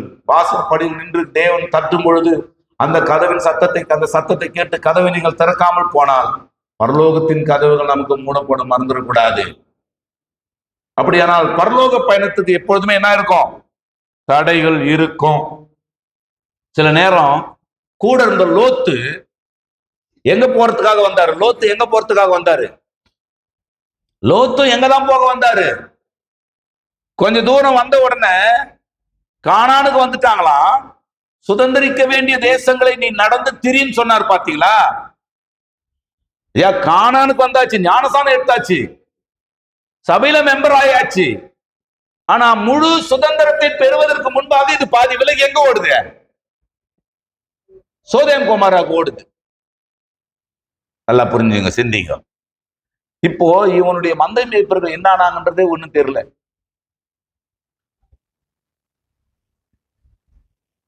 லோத்து பிரிஞ்சு போய் ஜெயிச்சானா தோத்தானா? பிரிஞ்சு போனவங்களுடைய நிலைமையெல்லாம் யோசித்து பாத்தீங்களா? எதனா புரியுதா? முழுகளே சிரிக்கிறீங்க தெரியுது, சில உள்ளுகளே சிரிக்கிறீங்க புரியுது. பிரிஞ்சு போனவங்க நிலைமையெல்லாம் கொஞ்சம் நல்லா ஆழமா யோசித்து பாருங்க. சிலர் துருபதேசத்துல, சிலர் ரட்சிப்பு விட்டே தூரம், சிலர் எந்த விக்கிரக தப்பு யார் அந்த டேசம் சொன்னவங்களா மறுபடியும் போயிட்டு அங்கேயே போயிட்டு அருள் நிறைய நின்னுட்டாங்களா? பிரிஞ்சு போனவங்களாம் இல்லையா? ஒரு சிலர் சபை அமைப்புக்கே வெளியே போயிட்டாங்க, மகா பரிசுத்தவாங்களாயிட்டாங்க. சிலர்லாம் அவர்கள் சபை அமைப்புக்கு, உபதேச அமைப்புக்கு, தேவனுடைய தெய்வீக அமைப்புக்கு வெளியே பரலோகத்தை தாண்டி ஓடிட்டாங்க சிலர்லாம். லோத்து, அதாவது ஆபிரகாமை விட்டு பிரிந்த லோத்து நீதிமான் என்று சொல்லப்பட்டாலும் நீதிமானாகி அந்த லோத்தினுடைய முடிவை பாருங்க. நல்லா புரிந்து கொள்ளணும். யாரு வேகமா ஓடிங்கிறீங்கன்னு பார்க்க கூடாது, யாரு பளிச்சுன்னு இருக்கிறீங்கன்னு பார்க்க கூடாது, யார மக்கள் பெருமையா பேசுங்கிறான்னு பார்க்க கூடாது. முடிவில எது ஜெயிக்குமோ அந்த கோட்டுக்குள்ள வாங்க. எது முடிவில உங்களை மகிமையில கொண்டு போய் நிறுத்துமோ அந்த பாதைக்கு நேராக உங்கள் மனதை மறுரூபப்படுத்துங்கள். எது முடிவில நித்தியமாய் உங்கள் மேல தேவனுடைய வாடாத மகிமையின் கிரீடங்களை வைக்குமோ அதன் பக்கமா திரும்புங்க. உலகத்திலே பொன்னையும் பொருளையும் ஆஸ்தியும் அந்தஸ்தையும் பெருசாக பார்த்து தேவனுடைய தெய்வீக கோட்பாட்டின் அடிப்படை காரியங்களை நீங்கள் அசட்டை பண்ணுவீர்களானால் அல்லது அதை பெருசான நீங்கள் நினைக்காமல் போவீர்களானால் நல்லா புரிந்து கொள்ளுங்க, பெரிய ஆசீர்வாதங்கள் தடைபடும். நான் உங்களை சபிக்கல, நீங்க ஆசீர்வாதமா இருப்பதற்கான ஆலோசனைகளை சொல்லுகிறேன். கர்த்தர் நல்லவர். அப்போ ஆபிரகாமுக்கு தேவன் தொடர்ச்சியான ஒரு பயணம் இருந்ததுனால தடைகள் செய்கிற மக்கள் இருந்ததுனால, அந்த தடை செய்கிற மக்கள் இந்த ஆபிரகாமை சபிப்பதற்கு வாய்ப்பு இருந்ததுனால ஆண்டவர் சொன்னாரு, உன்னை தடை செய்கிறவர்களை நான் தடை செய்வேன், உன்னை ஆசீர்வதிக்கிறவர்களை நான் ஆசீர்வதிப்பேன். இரண்டாவது ஏன் இந்த காரணங்களை ஆண்டவர் செஞ்சார் அப்படின்னா, எந்த இடத்துலயும் நிரந்தரமா ஆபிரகாமால் தங்க முடியாது. அழைக்கப்பட்ட அந்த நிலத்துல போய், அழைக்கப்பட்ட அந்த தேசங்கள் முழுவதும் சுதந்திரிக்கிற வரைக்கும் பயணம் செய்கிற இடங்களிலே சௌகரியம். ஆபிரகாமுக்கு அழைக்கிறதுக்கு முன்னாடி யார் அழைத்தாராம்? ஆபிரகாமோடு சேர்த்து யார் அழைத்தாராம்? தேராகவே அழைத்தாராம். ஆனா ஆரான் மட்டும் வந்தவன் என்ன பண்ணாங்களாம்? நீங்க அந்த அந்த வரலாற்று பாடங்கள் எல்லாம், நீங்க ஆபிரகாமை குறித்த ஒரு வரலாற்று பாடம் இருக்குது. அதுல அந்த தேராகும் அந்த நாகோரும் அவனுடைய கூட்டத்தாரும், இந்த ஆபிரகாமோடு வந்த அந்த தேராக நாகோருடைய கூட்டத்தார் என்ன பண்றாங்கன்னா, ஆரான் மட்டும் வந்தவன அது செழிப்பான பூமியா இருக்கிறத பாக்குறாங்க. ஆஹா, நாம விட்டு வந்த இடத்தை விட இது கொஞ்சம் பெட்டரா தெரியுது, ஒருவேளை இதுதான் போல இது ஆண்டவர் கொடுத்த வாக்குத்தத்த தேசம்னு சொல்லி ஒருவேளை அங்கே நின்னுட்டாங்களோ தெரியல. ஆனா கர்த்தர் மறுபடியும் பார்க்கிறாரு, நீங்கள் தேவன் குறித்த அந்த காலகட்டம் வரைக்கும், தேவன் கொடுக்கிற அந்த தேசத்தை சுதந்திரிக்கிற வரைக்கும், தேவன் இதுதான் என்று நமக்கு நிச்சயம் பண்ணுகிற காரியங்கள் வரைக்கும், நம்முடைய பயணங்களிலே எந்த இடையில் வருகிற ஆசீர்வாதங்களிலேயோ இடையில் வருகிற இடரல்களிலோ நீங்கள் செட்டில் ஆகக்கூடாது. ஒருவேளை வாழ்க்கையில சில தோல்விகளை நீங்கள் சந்தித்திருக்கலாம். வாலிபனே, நானும் நீங்களும் சில தோல்விகளை சந்தித்திருக்கலாம், சில ஏமாற்றங்களை சந்தித்திருக்கலாம், சில பலவீனங்களை சந்தித்திருக்கலாம், சில ஏமாற்றங்களை சந்தித்திருக்கலாம், சில குணங்களிலே நாம் தோற்று போயிருக்கலாம். ஆனா நான் சொல்லுகிறேன், நீங்கள் தோற்ற ஏமாற்றப்பட்ட அந்த சூழ்நிலைகளிலே நின்று விடாமல் நீங்கள் தூசியை உதறிவிட்டு எழும்பி உங்களுக்கு தேவன் நிர்ணயித்திருக்கிற அந்த இலக்கை நோக்கி மறுபடியும் நீங்கள் நடக்க பழக வேண்டும், ஓட பழக வேண்டும், பிரயாணிக்க பழக வேண்டும். புரிஞ்சவங்க மட்டும். கானான் நீ போக மட்டும் எந்த ஒரு இடத்திலும் ஆபிரகாம் நிரந்தரமா தங்கவே விரும்பல. கானானை போல் முழுமையாக சுதந்திரிக்கிற வரைக்கும், இப்போ அப்படியானால் எவ்வளவு எதிரிகள் இருக்கும்? ஒரு நாள்ல எதிரிகள் முடிஞ்சிருவாங்களா? மனசோர்வு ஒரு நாள்ல முடிஞ்சிருமா? குடும்பத்துல சிலருக்காக நம்ம படுகிற பிரயாசம் ஒரு நாள் பட்டா போதுமா? அல்லது நம்முடைய கிராமங்களிலே மக்கள் ரட்சிக்கப்படணும், அல்லது உங்களுடைய நீதியை நிறைவேற்றணும்னு சொல்லி நீங்க பிரயாசப்படுகிறது ஒரு நாள் பிரயாசப்பட்ட போதுமா? நன்றாய் புரிந்து கொள்ளுங்கள், நீங்கள் இந்த உலகத்துல வாழ்கிற நாள் வரைக்கும் ஏதோ ஒரு விதமான எதிர்ப்புகளை நீங்கள் சந்தித்துக் கொண்டுதான் இருக்கணும். அந்த எல்லா எதிரிகளுக்கும் ஒரே ஒரு காரியங்களை நாம புரிய வைக்கணும். என்னை நீ ஆசீர்வதித்தா நீ நல்லா இருப்ப, என்னை நீ எதிர்த்தா அப்படின்றத அவங்களுக்கு புரிய வைக்கணும். அதனால ஆண்டவர் ஆபிரகாமுக்கு அந்த உற்சாகத்தை கொடுக்கும்படி ஆண்டவர் அந்த ஆபிரகாமுக்கு அந்த வாக்கு கொடுக்கிறாரு. என்னை ஆசீர்வதி, எப்பா என்ன அபிமேலேக்க நீ நல்லா இருக்கணுமா, உனக்கு குழந்தை பிறக்கணுமா, என்ன நீ நல்லா வச்சுக்கினேனா உனக்கு குழந்தை பிறக்கும். எவ்வளவு அற்புதமான ஆண்டவர் பார்த்தீங்களா? உங்க வாழ்க்கை செழிப்பா இருக்குன்னு நினைக்கிறீங்களா? ஊழியக்கார மனசை கொஞ்சம் குளிர் வைங்க. இருக்கிறீங்களா? இருக்கிறீங்களா? பறக்குறீங்களா? விட்டா ஓடிடுவீங்க போல தெரியுது. உங்களுக்கு முன்பாக இருக்கக்கூடிய உங்கள் முன்னோடிகளை சந்தோஷப்படுத்துங்கள். உங்களை நடத்துகிறவர்கள் உங்கள் ஆத்துமாக்களுக்கு உத்தரவாதம் பண்ணுகிறவர்களால் விழித்திருக்கிறவரானபடினாலே, ஏங்க உங்களுக்கு ஒரு குழந்தை பிறகுன்னு வச்சுங்களேன், உங்களுக்கு ஒரு குழந்தை பிறகுது, அந்த குழந்தை நீங்க சொல்றத 5% தான் கேட்குது, 95% கேட்க மாட்டேங்குது, என்ன பண்ணுவீங்க? ஏமா கல்யாணம் பண்ண புண்ணியவதி, டேய் கல்யாணம் பண்ணவங்க சொல்லுங்க, குழந்தை கண்டிப்பா பிறக்கணும். கர்த்தர் சீக்கிரமாக நன்மையான காரியங்களை செய்வாராங்க. ஒரு 5 வயசு வரைக்கும் அதுங்க எப்படின்னா கேட்க மாட்டேங்குதுங்க, சொல்ற பேச்சு கேட்க மாட்டேங்குதுங்க, என்ன பண்றீங்க? நிறைய பேரை பார்த்தா எங்களுக்கு கல்யாணமே வேணான்ற மாதிரி யோசிக்கிறீங்க போல இருக்குது. இன்னும் ஒரு, அதான் போன வாரம் கூட சொன்னேன், இன்னும் ஒரு 3 to 5 வருஷத்துக்குள்ள 40 to 50 கல்யாணம் பண்ண வேண்டி இருக்குது சபையில. அதனால சோத்திரம் இல்லையா? ஊழியமே கல்யாணம் பண்ணி வைக்கிறதா இருக்கும் போது இன்னும் கொஞ்ச நேரத்துல. ஆமேன்னு சொல்லுங்க. உங்க வீட்ல எல்லாம் கூட சொல்லிடணும், பசங்களுக்கெல்லாம் சொல்லி புரிய வச்சணும். இன்னும் 10 வருஷத்துக்கு அப்புறமா, சில பிள்ளைங்கலாம் 10 வருஷத்துக்கு அப்புறம், சில பிள்ளைங்க 5 வருஷத்துக்கு அப்புறம், சிலர்லாம் 3 வருஷத்துக்கு அப்புறம். நீங்க வானாலும் நாங்க பண்ணி வச்சிருவோம், வேற வழி இல்ல. சரி சொல்லுங்க, என்ன சொல்லிட்டு இருந்தேன்? சொல்ற பேச்சா அந்த குழந்தை கேட்க மாட்டேங்குது. என்ன பண்றீங்க?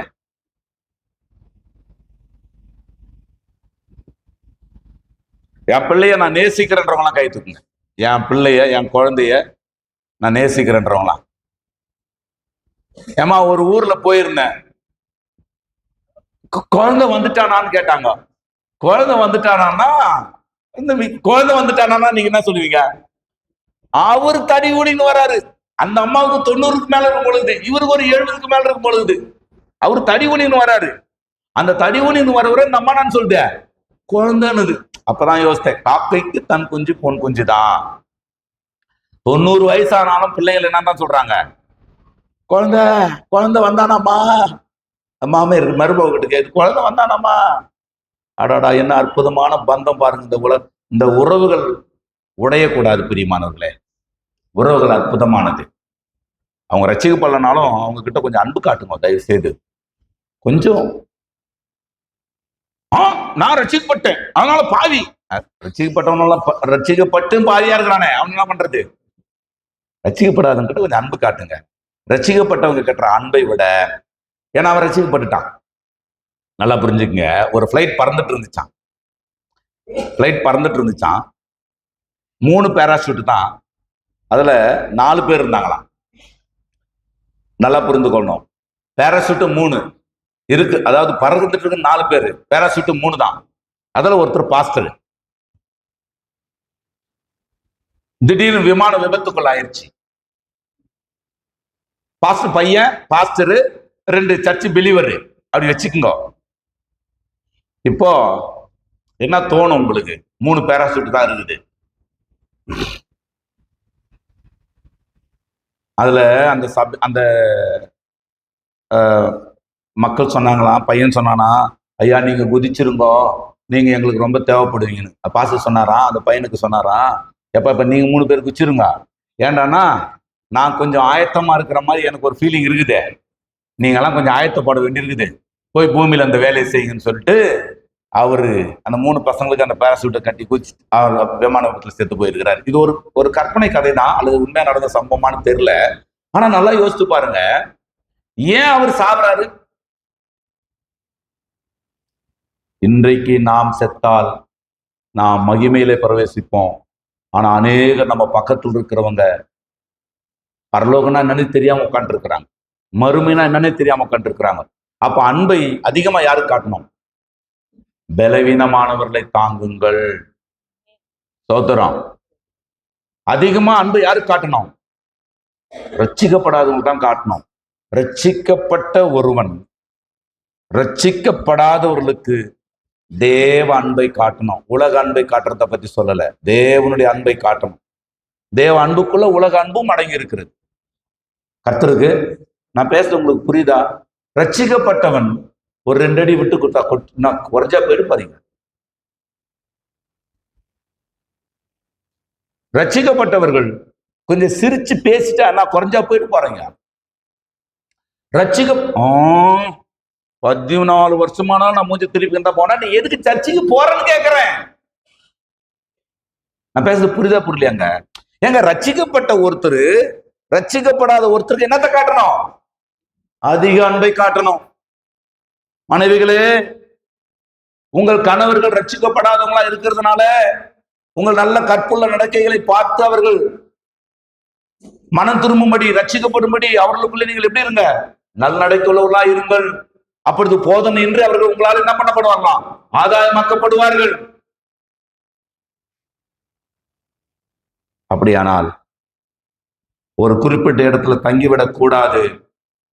பயணித்துக் கொண்டிருக்கும் பொழுது பலவீனமான சூழ்நிலைகள் உருவாக்கி விடுவதற்கு வாய்ப்பு உண்டு இல்லையா? பயணித்துக் கொண்டே இருந்தா எவ்வளவு ஒரே இடத்துல இருக்கிறவங்க பலசாலியா இருப்பாங்களா? அங்க போயிட்டு இருக்கிறவங்க பலசாலியா இருப்பாங்களா? பலவீனமான சூழ்நிலைகள் உருவாவதற்கு, பயணத்திலே பலவீனமான சூழ்நிலைகள் உருவாவதற்கு வாய்ப்புகள் இருக்கிறபடினால் பலவீனமானவர்களை எதிர்த்து என்ன பண்ணிடலாம்? ஐயா, ஒரு இடத்துக்கு போகும்போது சீதோஷண நிலைகள் மாறும், தண்ணீருடைய நிலைகள் மாறும், மக்களுடைய பலம் குறைஞ்சு போயிடும். அப்படியானால் ஒரே இடத்துல கம்பீரமா வாழ்ந்துட்டு இருக்கிற மக்கள் இந்த பயண கலப்பில வர ரொம்ப ஒருத்தன் வந்து இப்போ வந்து ஒரு 20 கிலோமீட்டர் நடந்து வந்து ஒருத்தன் நிக்கிறான். அவனுக்கு கூட இப்ப டக்குன்னு ஒருத்தன் சண்டை போட விட்டீங்கன்னா யார் ஜெயிப்பாங்க? ஒருத்தன் அங்கேயே சாப்பிட்டு சண்டைக்கு வெயிட் பண்ணிட்டு இருக்கிறாங்க. ஒருத்தன் இந்த ஆறுல இருந்து ஓடியாந்து நிக்கிறான் தேவி காபத்துல, போடுறா சண்டைன்னா யார் ஜெயிப்பாங்க? அப்ப பயணத்தில் இருக்கிறவர்கள் பலவீனமாவதற்கு வாய்ப்புகள் உண்டு. பலவீனமானவர்களை எதிரிகள் ஜெயித்து விடுவதற்கு அதிக வாய்ப்புகள் உண்டு. அப்படி எதிரிகள் வீழ்த்து விடலாம். ஆனா கர்த்தர் அவங்களுக்கு சொல்லி அனுப்புறாரு, எப்பா இவனை பலவீனமான ஆளுன்னு நினைச்சிடாத. இவன் பயணம் பண்ணி வர்றதுனால, இவங்கிட்ட கத்தி இல்லைன்றதுனால, இவங்கிட்ட ஆட்கள் பலம் இல்லைன்றதுனால, இவங்கிட்ட வந்துட்டு கொடூர தன்மைகள் இல்லைன்றதுனால, இவன் சாப்பிட்டா பாக்குறதுக்கு சாப்பிட்டா இருக்கிறான்றதுனால இவனை பலவீனமான ஆளுன்னு நினைச்சிடாத. இவன் சாப்பிட்டுதான், இவங்கிட்ட பெருசா ஒண்ணும் கத்தி கம்பெல்லாம் இல்லதான். நீங்க வேகமா தள்ளினீங்கன்னா விழுந்திருக்கிறவன் தான். ஆனா இவனுக்கு முன்னாடி வாக்கு தத்தங்களின் தேவன் இருக்கிறார். இவனுக்கு முன்பாக இவனை ஆசீர்வதிக்கிறவர்களை ஆசீர்வதிப்பேன் என்றும், இவனுக்கு விரோதமாய் எழும்பி சபிக்கிறவர்களை சபிக்கவும் வல்லமையுள்ள ஒரு தேவன் இருக்கிறார். சபையே, நீ கலங்காதே, சோர்ந்து போகாதே. உனக்கு விரோதமாய் எழும்புகிற எந்த ஆயுதமும் வாய்க்காமல் போய்விடும். ஏனென்றால் உனக்கு விரோதமாய் எழும்புகிற அந்த ஆயுதங்களை உனக்கு முன்பாக போய் சந்திக்கிற ஒரு சர்வ வல்லமையுள்ள தேவன் உனக்கும் எனக்கும் இருக்கிறார். நம்பர் ஒரு மாத்த பரலோகத்து நிரக்கரம் உயர்த்தி. மூன்றாவதாக ஏன் ஆண்டவர் ஆபிரகாமுக்கு இந்த வாக்கு கொடுக்கிறாரு? சொந்த தேசத்தை விட்டு வேறொரு இடத்துக்கு போகும்போது தொல்லைகள் அதிகம். கரெக்டுங்களா? தொல்லைகள் அதிகம். நம்ம வேற ஒரு ஊருக்கு போயிட்டோம்னா நம்மள சாதாரணமா ஹேண்டில் பண்ணுவாங்க. பாத்துக்கிறீங்களா? நான் பேசுறது உங்களுக்கு புரியுதான்னு தெரியல. நாம அங்க தனியா இருக்கிற சூழ்நிலை இருக்கோம், நம்மள சாதாரணமா ஹேண்டில் பண்ணுவாங்க. சிலவெல்லாம் சண்டை போடும் போதே என்ன ஒரு கேட்டு சண்டை போடுவான். பாத்துக்கிறீங்களா? என்ன ஒரு நீ சென்னை பக்கத்துல போனீங்கன்னா சொன்னா வியாசாரப்படின்னு சொல்லி பாருங்களேன், மேக்சிமம் சண்டைக்கு வர மாட்டான். நீ ஆர்னி ரவுண்டிங்ல நான் அம்பேத்கர் நகர்னு சொல்லி பாருங்க, மேக்சிமம் சண்டைக்கு வர மாட்டான். ஆனா நீங்க யதார்த்தமா நான் வந்துட்டு நான் இந்த ஊருங்க எதப்பட்டுங்க, நான் வந்துட்டு கோயிலாம்பூண்டிங்க அப்படின்னு சொல்லி பாருங்களேன், என்ன அப்படின்னுவான். ஏண்டானா அவனுக்கு என்னடானா அந்த லோக்கல் இருக்கிறவங்க பெரிய ஆளாமா, லோக்கல் தாதாங்களா அவங்கெல்லாம். பெங்களூர்ல கூட இந்த ஆவி இருக்குன்னு நினைக்கிறேன் இல்லையா? நீங்க பெங்களூர்ல ஒரு குறிப்பிட்ட ஸ்ரீராம் நகர்னு சொல்லி பாருங்க, சண்டை போறதுக்கு கொஞ்சம் யோசிப்பான். கரெக்டுங்களாங்க? ஆனா வேற ஒரு ஏரியா சொல்லுங்களா, இஷ்டம் ஆகுறது இல்ல. அது என்ன தமிழ தெரியல, இஷ்டம் ஆகுறது இல்ல. பொதுவா சொந்த ஊரை விட்டு இன்னொரு ஊருக்கு நீங்க போனீங்கன்னாவே அங்கே உங்களுடைய மதிப்பீடு குறைவு. மாமியார் வீட்டுல குடியிருக்கிறவங்களுக்கு எல்லாம் நல்லா தெரியும். மாமியார் வீட்டுல போய் குடியிருந்தீங்கன்னு சொன்னா உங்களுடைய மதிப்பு குறைவுதாங்க.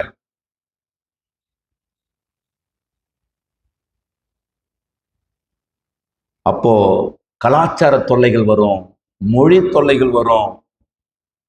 நம்ம கரெக்டா பேசுவோம், அவங்க வேற மாதிரி பேசிட்டு இருப்பாங்க. ஆனா நம்முடைய லாங்குவேஜ் அவங்க குறை சொல்லிட்டு உட்காந்துருப்பான்.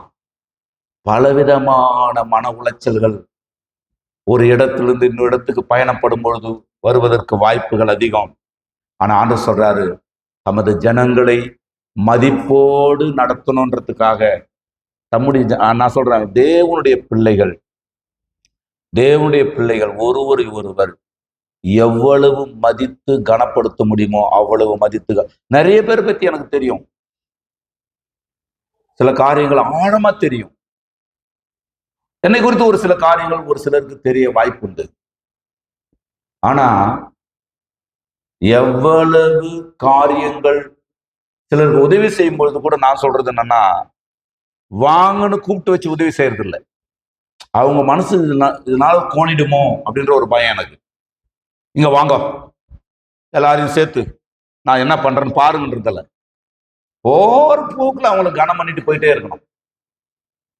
போற போக்குல போய் அவங்களுக்கு கனம் பண்ணிட்டு போயிடணும்.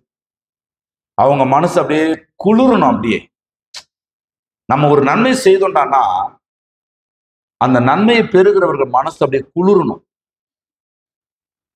இப்படிப்பட்ட வார்த்தைகள் மூலமாய் கர்த்தர் ஆபிரகாமுக்கு என்னவா இருந்தாராம்? 15:1 ஆதியாகமம் 15:1 ஆண்டவர் சொல்றார், இந்த காரியங்கள் நடந்த பின்பு கர்த்தருடைய வார்த்தை ஆபிரகாமுக்கு தரிசனத்திலே உண்டாகி அவர், ஆபிரகாமே நீ என்ன பண்ணாத, ஆபிரகாமே நீ என்ன பண்ணாத, ஆபிரகாமே என்ன பண்ணாத, நான் உனக்கு கேடகமா இருக்கிறேன். கரங்களை உயர்த்தி. லோத்து உங்கூட இருந்த லோத்து உன்னை விட்டு பிரியலாம். உனக்கு கேடகமா இருக்கிறேன் என்று சொன்னவர்கள் ஒருவேளை உனக்கு எதிராக மாறி இருக்கலாம். உனக்கு அரணாய் இருப்பார்கள் என்று நீ நம்பினவர்கள் ஒருவேளை உன்னை மறந்திருக்கலாம். ஆனால் வேதம் சொல்லுகிறது, நான் உனக்கு கேடகமாய் இருக்கிறேன், உனக்கு மகா பெரிய பலனமாய் இருக்கிறேன்.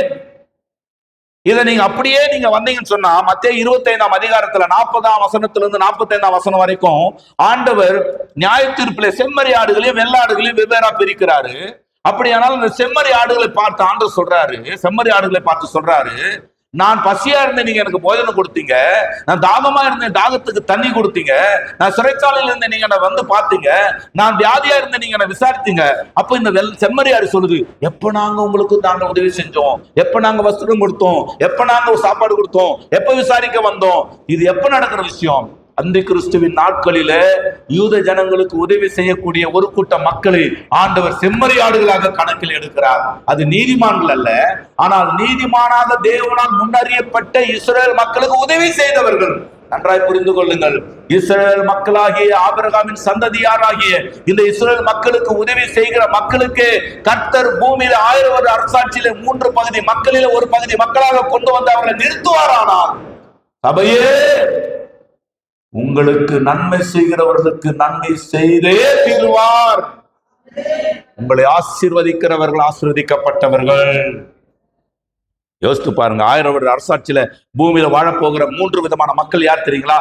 பகிரங்க வருகையில் இயேசுவை விசுவாசிக்கிற யூதர்கள், யூதர்களுக்கு அந்தி கிறிஸ்துவின் ஆட்சியில் உதவி செய்கிற செம்மறியாட்டு கூட்டம், அது மாத்திரமல்லாமல் அந்தி கிறிஸ்துவின் ஆட்சியில் அவனோடு சேராதவர்கள். இவங்க 1000 வருட அரசாட்சியில் குடிமக்கள். ஆபிரகாமுக்கு ஏறக்குறைய 4000 வருஷத்துக்கு முன்னாடி சொல்லப்பட்ட உன்னை ஆசீர்வதிக்கிறவர்களை ஆசீர்வதிப்பேன் என்ற வாக்கு தத்துவம் இனி வருகிற காலங்களிலே ஒருவேளை அது எப்ப நடக்குமோ தெரியாது, எப்ப இயேசு கிறிஸ்துவின் ரகசிய வருகை நடக்குமோ தெரியாது. அதுக்கப்புறமாக 1000 வருட அரசாட்சி இந்த பூமியில நடக்கும் பொழுதும் அந்த 7 ஆண்டு கால அந்தி கிறிஸ்துவின் ஆட்சியில இஸ்ரவேல் ஜனங்களுக்கு உதவி செய்கிற செம்மறியாட்டு கூட்டத்திற்கு அந்த நன்மை செய்தவர்களுக்கு நன்மை செய்வாரானால், உங்களுக்கு நன்மை செய்கிறவர்களுக்கும் அவர் நன்மை செய்வார். உங்களை ஆசீர்வதிக்கிறவர்களை ஆசீர்வதிப்பார், உங்களை சபிக்கிறவர்களை அவர் சபிப்பார்.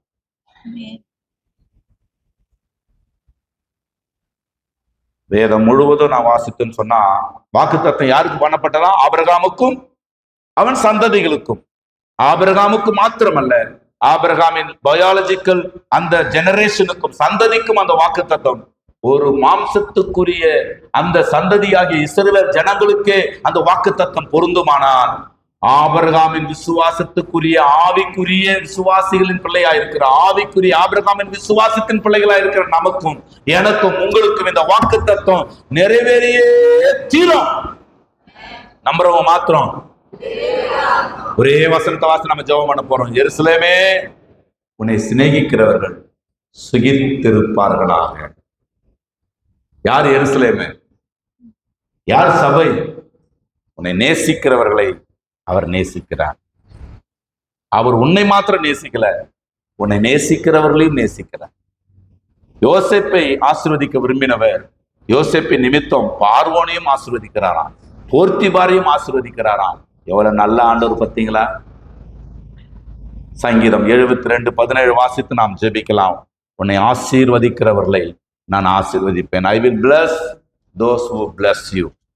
உன்னை ஆசீர்வதிக்கிறவர்களை நானும் ஆசீர்வதிப்பேன்.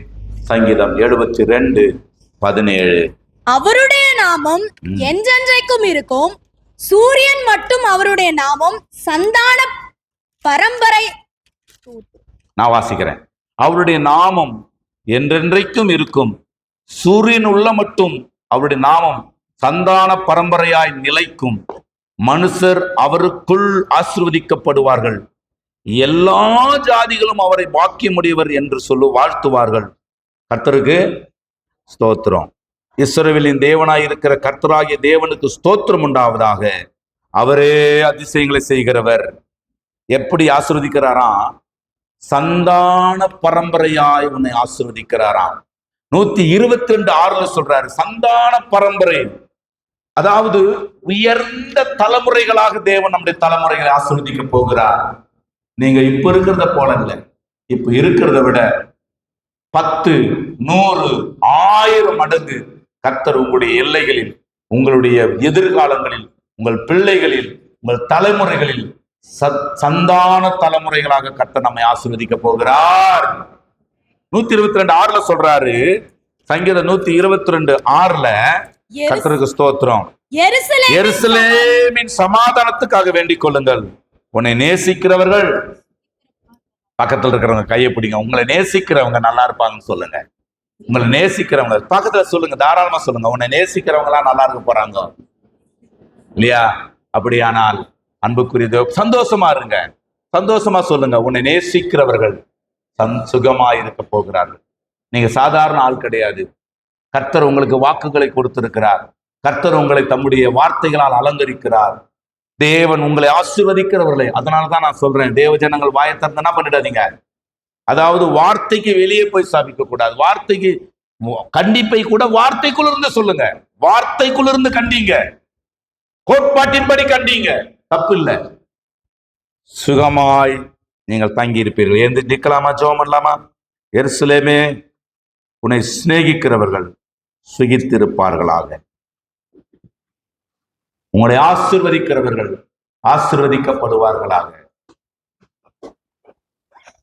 உங்களுக்கு உதவி செய்கிறவர்கள் உதவி பெறுவார்களாக. உங்களுக்கு நன்மை செய்கிறவர்கள் கர்த்தருடைய நினைவில் இருப்பார்களாக. கர்த்தருடைய வார்த்தைக்காக எல்லாரும் கொஞ்ச நேரம் வாயில திறந்து கர்த்தரை ஸ்தோத்திரம் பண்ணலாமா? ஸ்தோத்திரம், ஸ்தோத்திரம், ஸ்தோத்திரம், ஸ்தோத்திரம். எல்லாரும் வாயத்தாருங்க, எல்லாரும் வாயத்தாருங்க. நன்றி ராஜா, நன்றி ராஜா. செல்லும் இடமெல்லாம் காவலாய் நான் இருப்பேன், சொன்னதை செய்திடுவே. ஆபிரகாமின் சந்ததியே, கைவிடவே மாட்டேன். செல்லும் இடமெல்லாம் காவலாய் நான் இருப்பேன், சொன்னதை செய்திடுவே, கைவிடவே மாட்டேன். ஆசீர்வாத வாய்க்காலாய் நீருப்பாய், ஆசீர்வாத வாய்க்காலாய் நீருப்பாய், நீருப்பாய். இன்று முதல் நான் உன்னை ஆசீர்வதிப்பேன், எல்லையில்லா நன்மைகள். பாடுங்க, பாடி பண்ணலாம். இன்று முதல் நான் உன்னை ஆசீர்வதிப்பேன், எல்லையில்லா நன்மைகளால் நிரப்பிடுவேன். ஆசீர்வாத வாய்க்கால்களாய் எங்களை நிரப்புவீராக. எங்கள் எல்லைகள் எல்லாம் ஆசீர்வாதம் உண்டாயிருப்பதாக. எங்கள் பிள்ளைகளுடைய வாழ்க்கையில் ஆசீர்வாத சமாதானம் உண்டாயிருப்பதாக. ஐஸ்வர்ய சம்பன்னர்களாய் எங்கள் தலைமுறைகளை மாற்றுவீராக.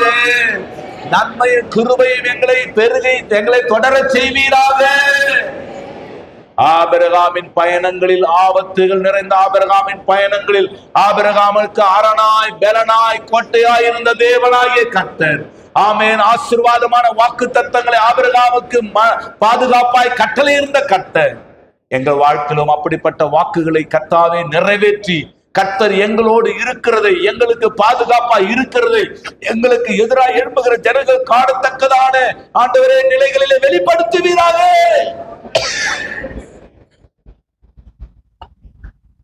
தேவன் ராஜரீகம் பண்ணுவீராக. எருசலேமே, உன்னை சிநேகிக்கிறவர்கள் சுகித்திருப்பார்களாக. சபையே, உன்னை நேசிக்கிறவர்கள் சுகித்திருப்பார்களாக. உங்கள் மேல் கர்த்தர் கண்களை வைத்து ஆலோசனை சொல்லுவாராக. உங்கள் பாதைகள் எல்லாம் சமாதானத்தால் நிரம்பி இருப்பதாக. கடினமான இருதய சுபாவங்கள் மாறுவதாக. எல்லா கரடு முரடான பாதைகளும் செம்மைப்படுத்தப்படுவதாக. கர்த்தாவே, உம்முடைய சபையாராகிய எங்களை உம்முடைய குமாரனாகிய இயேசுவின் ரத்தத்தாலே கழுவப்பட்டு நீதிமான்களாக்கப்பட்டு ஆவியானவராலே வார்த்தை கொண்டு நடத்தப்படுகிற எங்களை நீர் ஆசீர்வதித்து பெருக பண்ணுவீராக, கனப்படுத்துவீராக, மேன்மைப்படுத்துவீராக. ஆண்டவரே, எங்கோ ஒரு இடத்திலும் உம்முடைய பிள்ளைகள் வெட்கப்பட்டு போகாதபடி அவர்கள் முகங்களை பிரகாசம் அடைய பண்ணுவீராக. இவைகளை எல்லாம் எங்கள் ஆண்டவராகிய இயேசு கிறிஸ்து மூலமாக ஏறெடுத்தோம். ஜெபங்களை கேட்டீர் ஜீவனுள்ள நல்ல பிதாவே. சத்தமா சொல்லலாமா? என் ஆத்துமாவே கர்த்தரை ஸ்தோத்திரி, என் முழு உள்ளமே அவருடைய பரிசுத்த நாமத்தை ஸ்தோத்திரி. என் ஆத்துமாவே கர்த்தரை ஸ்தோத்திரி, கர்த்தர் செய்த சகல உபகாரங்களை மறவாதே. ஆமென். நம்முடைய கர்த்தராய் இருக்கிற இயேசு கிறிஸ்துவினுடைய கிருபை, பிதாவாகிய தேவனுடைய அன்பும், பரிசுத்த ஆவியானவருடைய ஐக்கிய வழி நடத்துதலும் சமாதானமும் நம் அனைவரோடும் சகல பரிசுத்தவான்களோடும் என்றென்றைக்கும் தங்கியிருப்பதாக. அல்லேலூயா, அல்லேலூயா, அல்லேலூயா. கர்த்தர் உங்களை ஆசீர்வதிப்பாராக. ஒரு வாழ்த்துக்கள் தெரிவித்துக் கொள்ளுங்கள். ஆமென். கர்த்தருக்கு ஸ்தோத்திரம்.